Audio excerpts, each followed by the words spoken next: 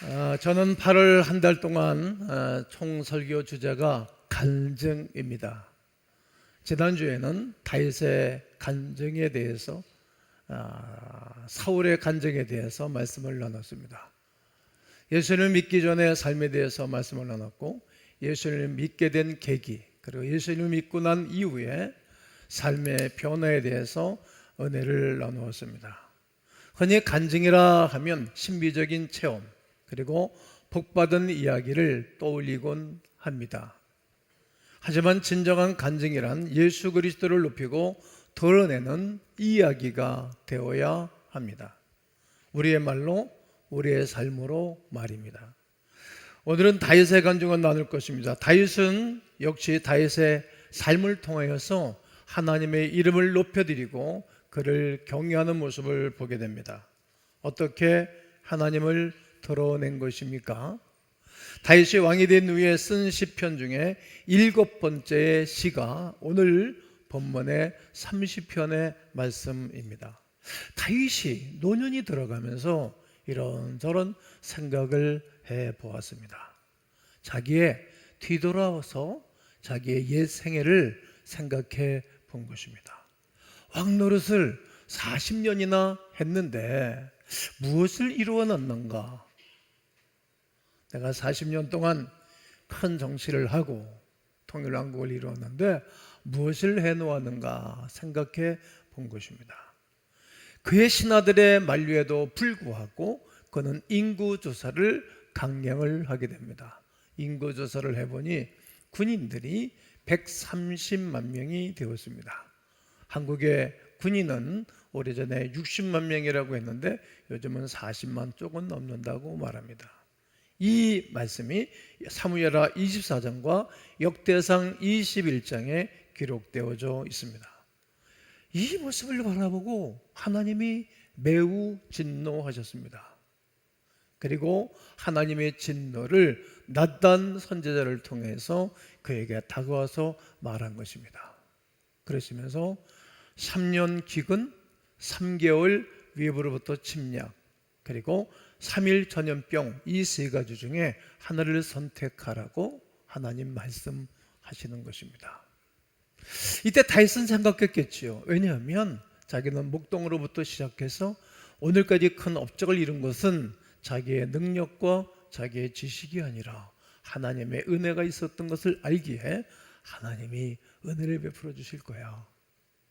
그리고 3일 동안에 전염병이 임할 것을 선택하게 됩니다. 그런데 큰일 난 것입니다. 놀라운 일이 생겼습니다. 아픈 일이 생겼습니다. 그 일로 인하여서 전염병으로 죽은 사람들이 7만 명이나 되었습니다. 자기도 몰랐던 얘기죠. 다윗이 죄는 자신이 지었는데 백성들이 이렇게 죽어가는 것을 바라보고 가족들이 울고 부모가 울고 아버지가 죽은 것을 바라보고 어린아이들이 울고불고 하는 모습을 바라보고 너무 마음이 아팠습니다. 그리고 아파하고 난 이후에 회개하는 다윗을 보게 됩니다. 그때 하나님이 기회를 다시 주었습니다. 여부수의 사람 오르난의 타작마당에 가서 내가 번제와 화목제를 드리라고 말씀을 하시는 것입니다. 다른 방법이 없었겠죠. 거부할 수도 없었겠죠. 그리고 그는 오르난의 타작마당에서 번제와 화목제물을 짐승을 잡아서 드리게 되어집니다. 그리고 그때 하나님의 계시를 깨닫게 됩니다. 그리하여 600세켈의 오르난의 타작 마당을 구입을 해가지고 성전 지을 예비될 성전 터를 준비해 놓았습니다. 놀라운 일입니다. 다윗의 성전터를 봉헌하고 재료를 다 준비해 놓고 설계도까지 다 준비해 놓았습니다. 아마 다윗의 마음이 굉장히 행복했을 것이다 생각해 봅니다. 회개 눈물을 쏟아낸 이후 하나님께 온전히 드릴 마음이 그에게 온 것입니다. 마치 천둥번개를 동반하고 끝없이 내리는 장마가 다 지나가고 난 다음 하늘이 높고 맑고 청량한 공기를 마시듯 기분이 좋았습니다. 그런데 하나님께서 너는 말이야 수없는 비를 많이 흔히었기에 너를 통해서는 성전 받지를 못하겠소. 성전 건축을 허락하지 않은 것입니다. 그래서 다윗은 솔로몬에게 유언을 남긴 것입니다. 유언을 다 일일이 남겨놓고 그리고 자기 자신을 뒤돌아본 것입니다. 멋진 하나님의 사람이라 생각합니다. 다윗은 하나님께 감사하는 간증시를 남겼습니다. 바로 오늘 본문의 시입니다. 그는 세 가지로 간증하는 모습을 보게 되어집니다. 첫 번째는 구원해 주신 하나님, 나를 구원해 주신 하나님을 노래하고 간증하고 있습니다. 오늘 본문 1절서부터 3절을 읽겠습니다. 시작. 여호와여, 내가 주를 높일 것은 주께서 나를 끌어내사 내 원수로 하여금 나로 말미암아 기뻐하지 못하게 하심이니이다. 여호와 내 하나님이여, 내가 주께 부르짖음에 나를 고치셨나이다. 여호와여, 주께서 내 영혼을 소홀에서 끌어내어 나를 살리사 무덤으로 내려가지 아니하게 하셨나이다. 평생을 돌아보니 하나님이 어떤 분이셨습니까? 내가 잘못을 하든 잘못을 하지 않든지 간에 위기와 어려움이 있을 때마다 자기를 구원해 주신 하나님이신 걸 알았어요. 여러분, 우리가 뒤를 돌아보면 하나님 우리에게 은혜를 베풀어 준 것이 너무 많잖아요. 위기가 있을 때, 힘들었을 때 건져주셨던 일들이 수없이 많이 있을 것이라 생각이 됩니다. 원수 앞에 죽을 뻔한 일들이 많이 있었습니다. 그러나 하나님이 그 원수들을 물리치시고 자기를 끌어내어 구원해 주신 것을 그는 기억하며 알아낸 것입니다.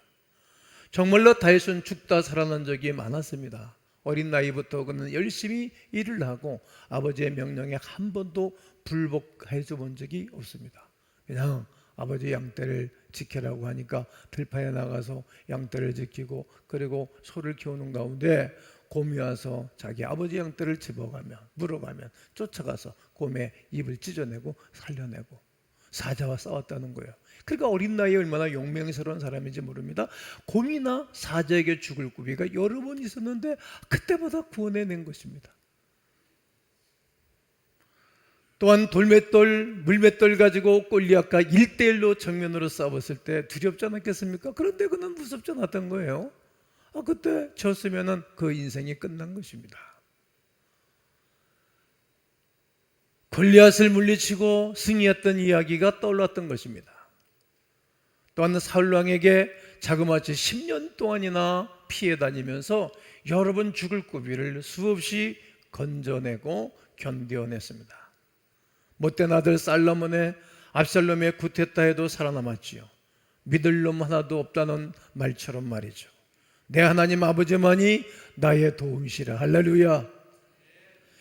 내 하나님만이 나의 도움이신 것을 다윗은 깨닫게 된 것입니다. 오늘 1절을 다시 말씀드리면 여호와여, 내가 주를 높일 것은 주께서 나를 끌어내사. 이 끌어내사가 히브리어로 달라 이런 뜻이에요. 건져내다. 하나님 나를 건져냈다는 거예요. 어디에서? 죽을 수밖에 없는 상황 가운데 있었을 때 그때마다 나를 건져주셨다라고 고백하는 것입니다. 2절에 보면 내가 주께 부르짖음에 나를 고치셨나이다. 이 고치셨다 이 단어가 우리가 잘 알고 있는 것처럼 여호와 라파, 치료하는 하나님이셨다는 거예요.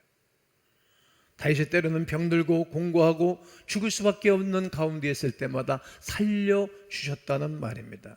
몸에 병이 들거나 마음에 상처를 입었거나 영적인 어려움과 고통을 당하는 상황 가운데 있었을지라도 그때마다 나를 치료해 주신 주님을 간증하고 있는 것입니다.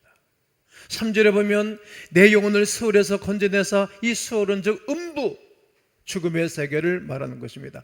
죽음의 문턱까지 갔는데 하나님 거기서 다시 살려내시고 살려내주시고 하셨다는 말. 이처럼 다윗은 구원하신 하나님 앞에 감사를 드릴 뿐만 아니라 이어서 간증을 하고 있는 것입니다. 여러분, 한번 다윗처럼 뒤돌아보면 좋겠다 생각합니다. 두 번째 그의 간증은 은총을 주신 하나님을 간증하고 있습니다. 4절과 5절을 다 함께 읽습니다. 시작. 주의 성도들아 여호와를 찬송하며 그의 거룩함을 기억하며 감사하라. 그의 노염은 잠깐이요 그의 은총은 평생이로다. 저녁에는 울음이 깃들일지라도 아침에는 기쁨이 오리로다. 자기가 하나님 앞에 노여움과 책망받는 것은 잠깐이라는 거예요. 잠깐. 야, 요 단어가 노여움이 그래요. 아프다. 한번 따라해서 아프다. 이게 아프다요. 아프. 잠깐. 근데 요 격한 진노가 잠깐이라고 말하는 거예요. 그 말은 크게 잘못을 저질렀을지라도 그 진노는 잠깐이었다는 거예요. 이 잠깐이라는 단어가 레가라는 단어, 눈 깜짝할 사이라는 거예요. 그러니까 하나님이 자신에게 분노를 이렇게 표현한 것은 눈 깜짝할 사이였고, 은총은 평생토록 부어주신 것을 노래하고 간증하는 것입니다.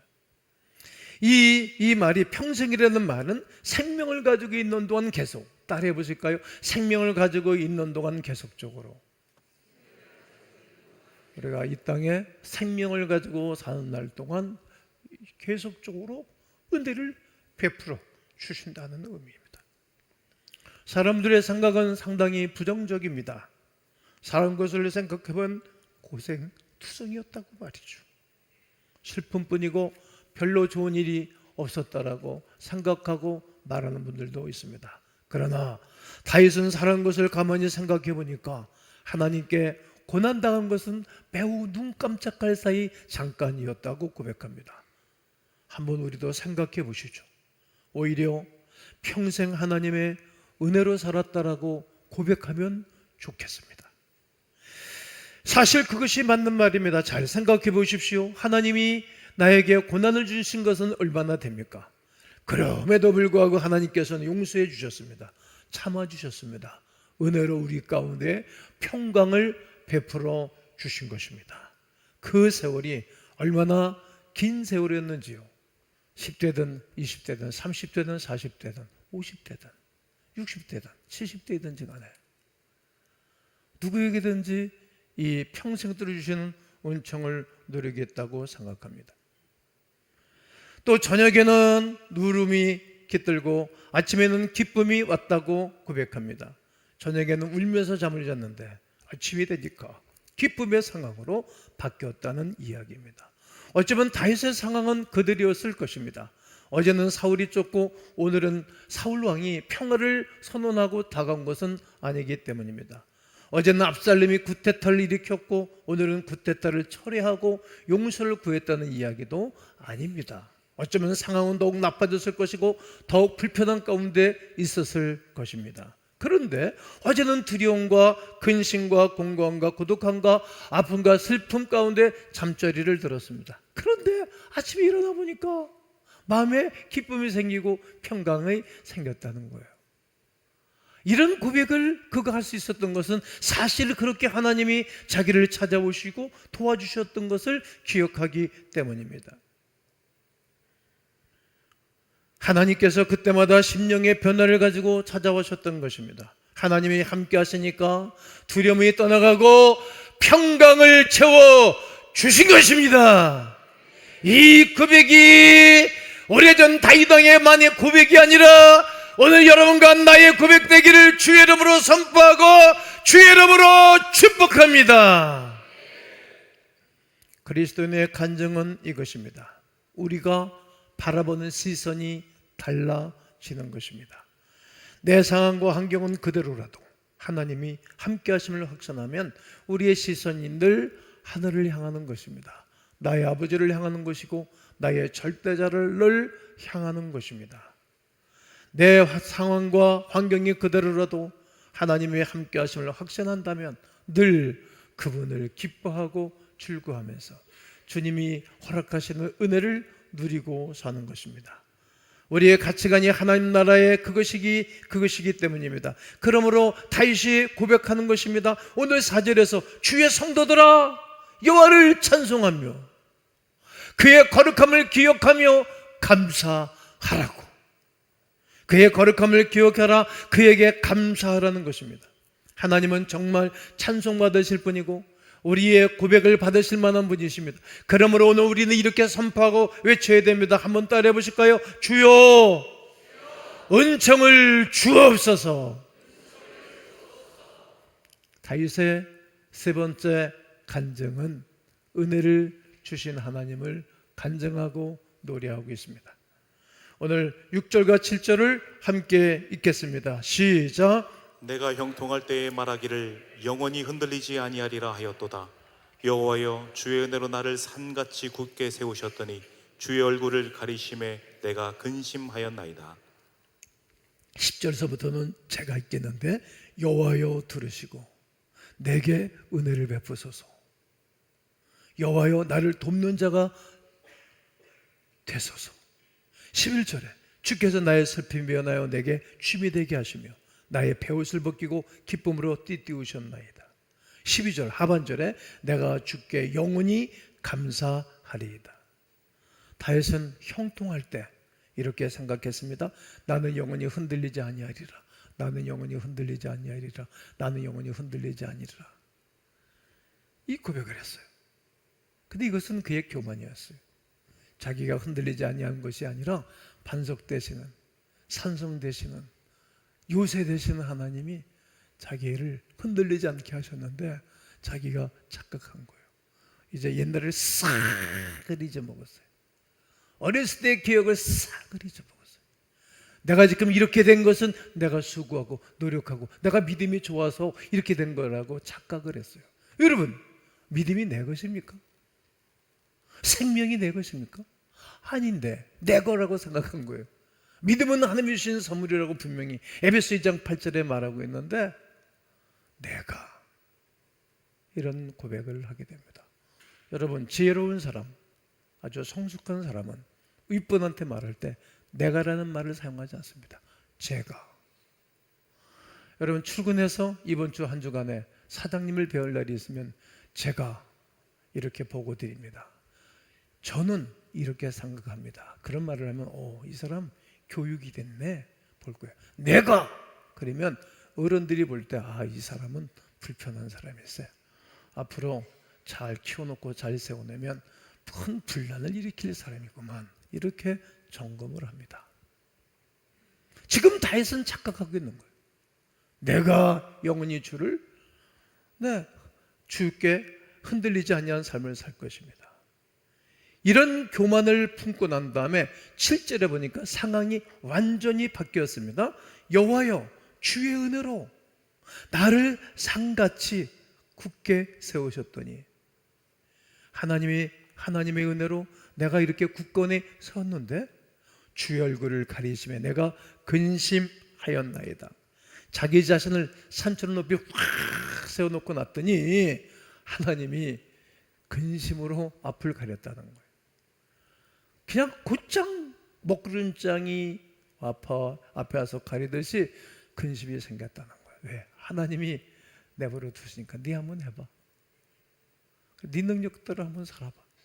너 그렇게 마음대로 하고 싶니? 그래, 해봐. 네가 하늘에서 뚝 떨어졌냐? 아니잖아. 한번 해봐. 근심이 생겨서 두려움과 번민이 그를 괴롭혔던 것입니다. 어떻습니까? 근심이 쏟아져 들어왔고 고난에 빠져 들어간 것입니다. 하나님이 징계하셨기 때문입니다. 다윗의 가문을 살펴보면 밧사바 사건 이후에 그의 집에 칼바람과 피바람이 끊이지를 않습니다.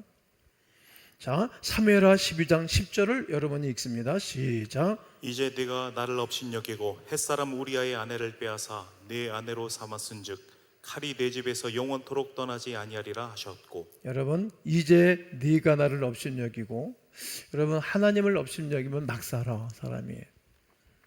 다윗이 그렇게 큰 은혜를 평생 은총을 누리고 살았는데 이제 다 가진 사람 아닙니까? 그런데 왜 자기 충성스러운 신하의 아내를 뺐습니까? 야, 어떻게 이렇게 사람이 변할 수가 있을까? 동지 아닙니까? 동지.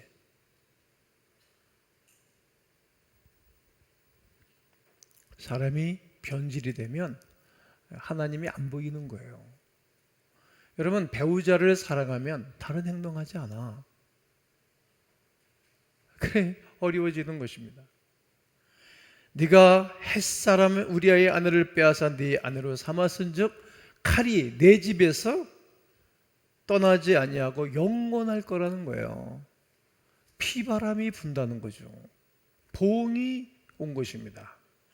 자기 자식 간에 살인 사건이 일어났어요.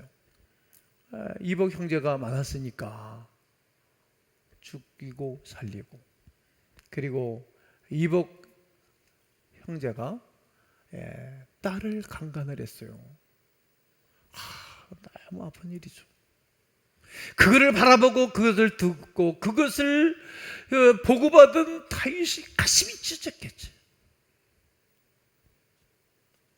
아들이 구태타를 일으켜서 고통스러운 시간을 지났어요. 밥맛이 떨어졌겠죠. 야, 저런 괴물이 내 아들이라니, 저런 못돼 먹은 놈이 내 아들이라니. 인생 밥맛이 떨어졌겠어요. 엄청나게 힘들었을 거예요.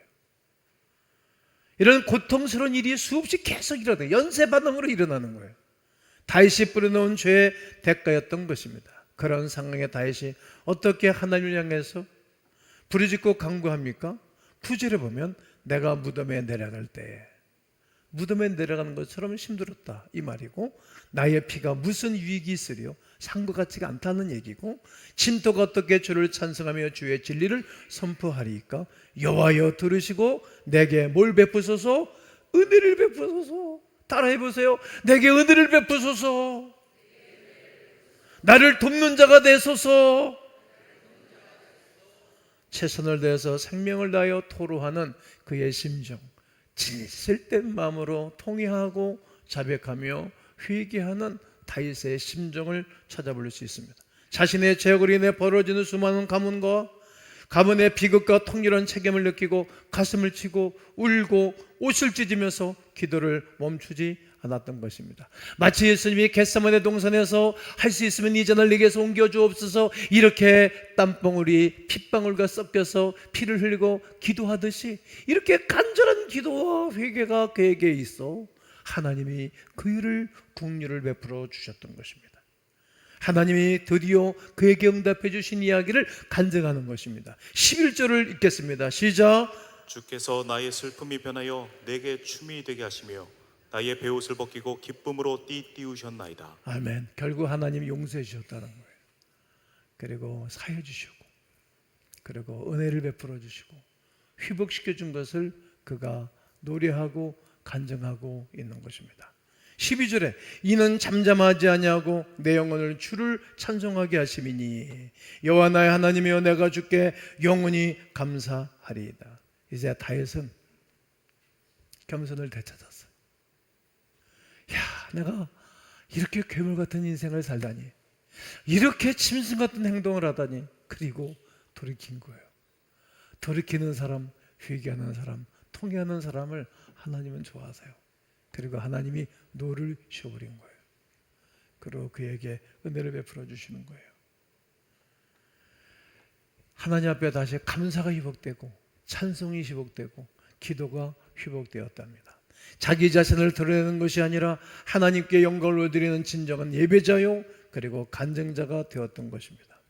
저는 마지막 시간에 대한항공 수석기장이었던 신일덕 장로님을 소개하고자 합니다. 언젠가 신혼부부 60상을 태우고 사이판을 갔는데 이상규류가 생겨가지고 천둥과 번개를 치면서 이 벼락이 그냥 엔진을 때려가지고 엔진에 불이 붙은 거예요. 이렇게 젊은 기장들 같으면 매우 두려워할 텐데 노장이고 아주 노련한 분이시니까 하나님께 기도를 한 거예요. 하나님 도와주시옵소서. 그리고 비상 착륙을 하게 하는데 버튼을 눌렀는데 다 바퀴가 안 내려오는 거예요. 원래 요즘 비행기들은 버튼 누르면 자동으로 툭툭 하고 나오는데 안 나오는 거예요. 부기장한테 핸들을 맡겨놓고 무릎을 좁은 공간에서 꿇고 간절하게 기도를 했던 거예요. 기도를 하는데 부기장이 평생토록 아주 불교 신자였던 이 부기장이 기도한다고 바퀴가 나옵니까? 그 위급한 상황 가운데 비아냥된 것입니다. 그래도 하나님 이 비행기가 제대로 착륙하게 하옵소서. 여기 젊은 부부들이 있습니다. 이 사람들 한 사람도 다치지 않게 하여 주옵소서. 망가지면 다 망가지잖아요. 리더한 사람이 망가지면 모든 사람이 망가지고, 리더한 사람이 잘 되면 다 잘 되는 것입니다. 이렇게 기도하고 있는데 하나님이 깨달음을 주시고 감동을 주셨는데, 야, 수동으로 한번 레바를 돌려봐. 그래서 레바를 돌리고 또 돌리고 또 돌리는데 톡톡 하고 비행기 바퀴가 내려온 거예요.